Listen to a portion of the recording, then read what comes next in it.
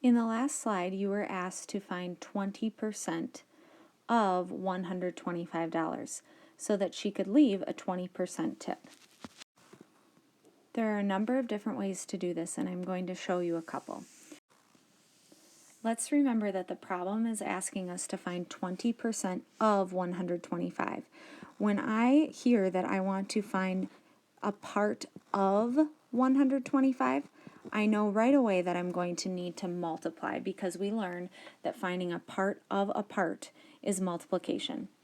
Now, if I wanted to find 100%, I would just multiply by 1, because 1 times 125 would give me my 100%. But I don't want 100%, I only want 20%. So I have to take 2/10, which is the same as 20%, times 125. Or if you don't like thinking about it with decimals, you could think about it with fractions. 2/10 times 125. With decimals, I think about 2 times 125 gives me 250. And then since there's one digit behind the decimal in my problem, I have to move the decimal point forward one place in my answer, which tells me that 2/10 of 125 is $25. Another way to do that is as fractions. 2 times 125 gives me 250 over 10, and 250 divided by 10 also gives me that $25. Both of those methods work, but I saved my favorite for last.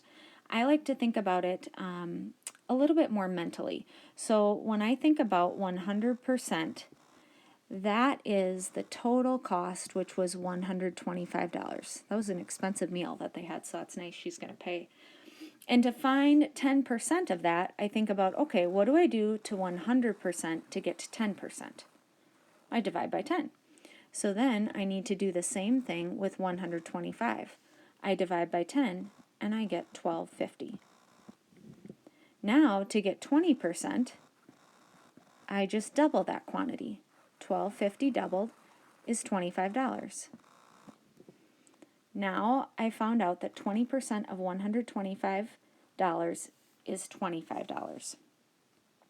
This method reminds me a little bit more of a ratio table, and if I can find 10%, I can find any other percentage, because if I can find 10%, I could cut it in half to get 5%, or I could divide by 10 to get 1%, and then that allows me to get any other percent that I would like. I hope this was helpful, and it should help you on the next slide as well.